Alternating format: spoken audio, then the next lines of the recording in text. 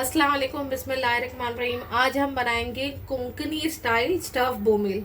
तो यहाँ पर देखिए मैंने बोमिल लिया है, 10 से 12 मैंने बोमिल लिए, जिसको मैंने देखिए इस तरीके से बीच में पूरा कट करके लिया है। और उसके जो अंदर के कांटे हैं वो भी मैंने निकाल लिया। कैसे निकाला है वो आगे वीडियो में आपको पता चल जाएगा। यहाँ पर मैंने 2 मीडियम साइज के प्याज लिए, जिसको मैंने फाइनली चॉप कर लिया है। यहाँ पर मैंने 1 कप के जितना मैंने झींगा ले लिया है। और यहाँ पर मैंने हाफ कप के जितना मैंने यहाँ पर लिया हुआ है रवा। कोकम या फिर इमली आप ले सकते हो, मैंने थोड़े से कोकम ले लिए हैं। टूथपिक लगेगी हमको। और यहाँ पर मैंने इतना गीला नारियल था, आप सूखा भी नारियल ले सकते हो, गीला नारियल था इतना, जिसको मैंने यहाँ पर चॉप करके रखा हुआ है। हरी मिर्ची आप अपने टेस्ट के हिसाब से ले सकते हो, मैंने यहाँ पर 6 हरी मिर्ची ली है। अदरक थोड़ा सा कम लेना है इस रेसिपी में, मैंने 2 इंच का टुकड़ा लिया था और थोड़ा सा ऐसा 2 इंच का टुकड़ा था, जिसको मैंने काट के लिया। और लहसुन जो है मैंने एक अक्खी जो बंच होता है ना, गड्डी होती है, वो मैंने अक्खा लिया हुआ है। और थोड़ा सा हरा धनिया लिया हुआ है। अब हमने क्या करना है, ये जो सारी चीजें है ना, इनको अच्छे से हमने पीस कर ले लेना है।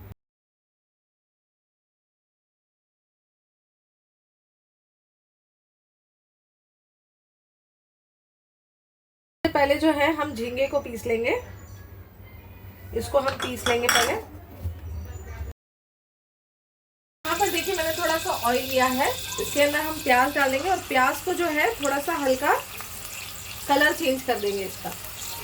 इसमें हम डाल देंगे थोड़ा सा नमक।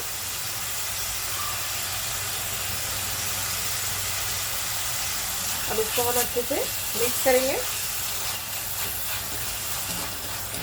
तो यहाँ पर देखिए एक बाउल लिया है मैंने, आधा नींबू है, आधा नींबू का रस इसमें डाल देंगे। और इसमें थोड़ा सा नमक और हल्दी डालेंगे।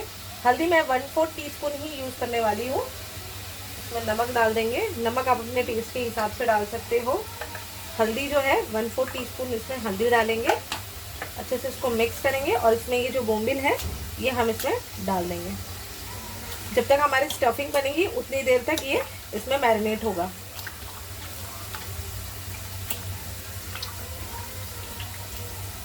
यहाँ पर देखिए प्याज का कलर जो है अच्छे से चेंज हो गया था। फिर उसके बाद में मैंने इसके अंदर जो मैंने आपको मसाला पीसने का बताया था, वो हरा मसाला मैं पीस कर लेकर आ गई, खोपरे वाला।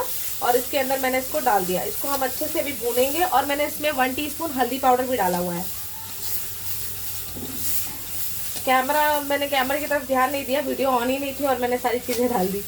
तो सबसे पहले मैंने इसके अंदर प्याज का कलर चेंज हुआ तो मैंने हल्दी पाउडर डाला है 1 टीस्पून। उसके बाद में मैंने इसके अंदर डाल दिया है मसाला, जो मैंने आपको बताया था, हरा मसाला। उसके साथ में खोपरा था वो, और कोकम, उसको मैंने पीस लिया था, वो मैंने इसमें डाल दिया। उसको मैंने अच्छे से भून लिया। अब मैंने यहाँ पर देखिए,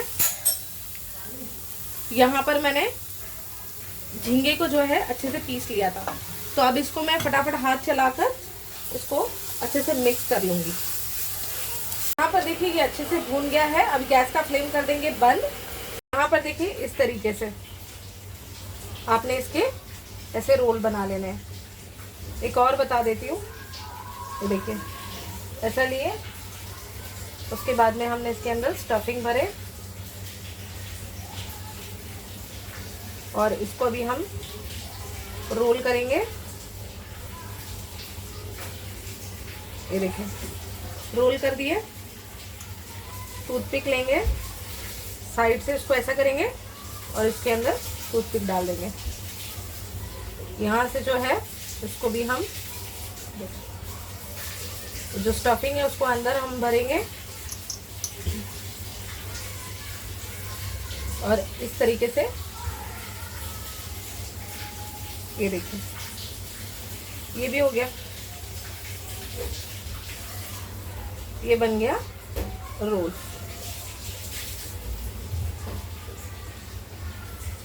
यहाँ पर देखिए मैंने एक प्लेट ले लिया, इसमें हम डाल देंगे रवा। और इसको जो है हम अच्छे से रवे में कोट कर लेंगे।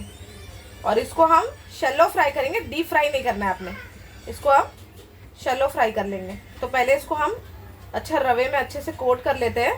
ये देखिए मैंने रवे में अच्छे से इसको कोट कर लिया है। यहाँ पर देखिए मैंने ऑयल गरम करने के लिए रखा हुआ है। तवे पे कर रही हूँ मैं फ्राई इसको। और आपने भी तवे पे ही फ्राई करना है इसको, फ्राई पैन वगैरह में नहीं फ्राई करना है, वरना बोमिल जो है ना टूट जाएंगे सारे। तो इसको हमने अच्छे से इसमें फ्राई कर लेना है। ये देखिए ऐसे करके इसको हम अच्छे से फ्राई कर लेंगे, फास्ट फ्लेम पर फ्राई करेंगे। यहाँ पर देखिए अब इसको हम टर्न करेंगे। गरम गरम तेल में ही डालना है इसको, गरम एकदम हो गया ना तब डालना, नहीं तो ठंडे तेल में डालोगे ना तो टूट जाएंगे। तो इसको एकदम गरम गरम तेल में डालने का।